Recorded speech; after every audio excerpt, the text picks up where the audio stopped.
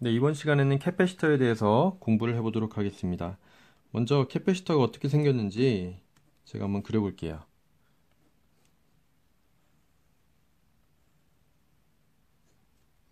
메탈 플레이트가 이렇게 두 개가 있어요.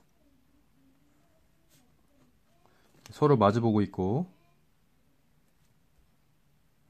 양 플레이트는 캐패시터의 다리로 연결이 되어 있습니다. 이 사이는 이렇게 비어있는 공간이에요. 그래서 이 두 개의 플레이트는 서로 전기가 통할 수 있는 구조가 아니죠. 자, 이렇게 구조는 간략하게 그려봤고요. 추후 이따가 다시 설명을 이어나가도록 하겠습니다. 그 다음에 두 가지 타입에 대해서 설명할게요. 첫 번째는 우리가 많이 보는 게요. 이렇게 실린더형으로 생겨서 다리가 두 개가 있죠? 그렇죠?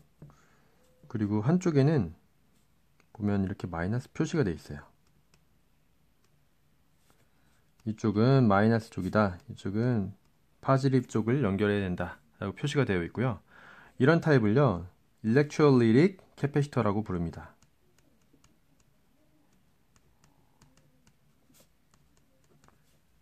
그리고 여기 같은 경우는 극성이 있어요. 그래서 네거티브 쪽이 이렇게 둥글게 그리고요.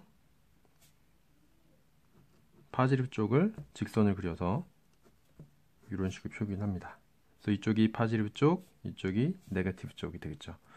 이게 첫 번째 타입이었고요. 두 번째 타입은 또 더 여러 가지가 있겠지만 일단 크게는 이렇게 일렉트롤리틱 캐패시터와 그다음에 세라믹 캐패시터가 있어요.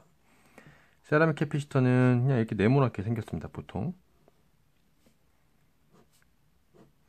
자, 일렉트롤리틱 캐패시터는 보통 47 마이크로페롯 이렇게 숫자가 써져 있어요. 그래서 얘가 47 마이크로페롯이구나를 알고 있는데요. 세라믹의 특징은요. 일단 극성이 없습니다. 어디가 파지티브 쪽이다, 어디가 네거티브 쪽이다라는 표시가 없고 실제로 그렇게 할 필요도 없고요. 그 다음에 이 47 마이크로페롯 이렇게 써 있기보다는 이런 숫자가 써 있어요. 자, 저항의 컬러 코드와 비슷하게 이 숫자들도 이 캐패시터의 캐패시턴스의 크기를 나타내는 표현법입니다. 그래서 이 앞에 두 자리는 저항의 컬러 코드와 비슷하죠. 그냥 숫자를 써주시면 되고요. 여기는 10의 3승 이렇게 써주시면 돼요. 그런데 캐패시터의 기본 단위는요. 이 세 개의 디짓을 이용한 표현법의 기본 단위는 피코페롯이에요.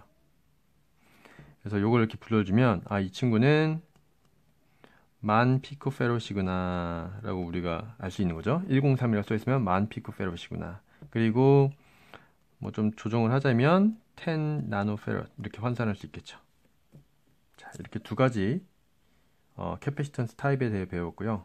참, 세라믹은 그냥 이렇게 표현합니다. 기호로는요. 자, 다시 구조로 넘어와서 한번 살펴볼게요. 이 두 가지 이렇게 생겼잖아요. 이런 구조적인 이유로 캐패시턴스가 정해지게 됐는데요. 캐패시턴스는 크기를 얘기해요. 저항의 레지스터의 크기는 레지스턴스이듯이 캐패시터의 크기는 캐패시턴스입니다. 캐패시턴스는요, C 이렇게 표기를 하고요. 그 다음에 유전율 곱하기 면적, 그 다음에 D 이렇게 표시가 돼요. 자, A부터 볼까요? A는 뭐냐면요, area라는 뜻이고요. 면적이에요. 플레이트의 면적. 요건 하나의 플레이트라 그랬잖아요. 이 플레이트의 면적을 A라고 하고요. 그 다음에 D는요, 이 플레이트 간의 거리. 요 거리를 D라고 합니다. 이 D는요, 이게 비어있기도 할 수도 있고요. 비어있지 않다면 무언가로 채워져 있는데 전기가 통하지 않는 물질로 채워져 있어요. 요 물질을 다이렉트릭이라고 합니다. 자, 요 E 있잖아요. E는 다이렉트릭의 유전율이에요. 어떤 컨스탄트를 의미하고요. 그리고 그러니까 물질마다 갖고 있는 고유 성질을 성질에 관련된 상수인 거죠. 그리고 D는 플레이트 간의 거리라고 그랬죠. 거리 between plate. 자, 이렇게 표현할 수 있습니다. 그러면 이게 의미하는 게 뭘까요? 캐패시턴스는 이 면적이 넓으면 캐패시턴스는 커지겠고요. 이 거리가 늘어나면 아래가 커지니까 캐패시턴스는 작아지겠죠. 반대로 거리가 줄어들면 캐패시턴스가 늘어날 거고요. 또 면적이 줄어들면 캐패시턴스 줄어들겠죠. 그렇죠? 이 수식이 이 캐패시턴스의 여러 이런 성질들을 보여주게 되고요. 나중에 직렬, 병렬 공부할 때도 이 수식은 큰 도움이 되니까요. 숙지해 주시면 감사하겠습니다. 자, 기본 단위가 있어요. 위에서 살짝 보셨는데요. 캐패시턴스 단위는 F 이렇게 써주고요. 얘는 Faraday의 약자입니다. 자, 읽을 때는 Faraday라고 읽어주시면 되고 쓰실 때는 F 이렇게 써주시면 돼요.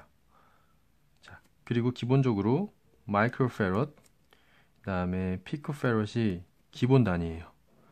나노페럿은 도면 같은 데서는 보시기는 좀 어려우실 거예요.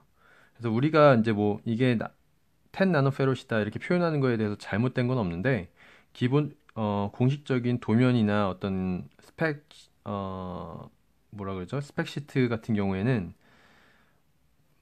나노페럿 이렇게 써 있는 거는 거의 못 보실 거예요. 예. 그런 특징 하나 있고요. 그리고 또 하나는 Q는 CV라는 공식이 있는데요. 이 공식에 쓰여져 있는 C도 이 캐패시턴스입니다. 그래서 이거는 볼테이지, 얘는 캐패시턴스. 그렇죠? Q는 뭐냐면요. 전하량이에요. 전하량. 영어로는 charge라고 하고요.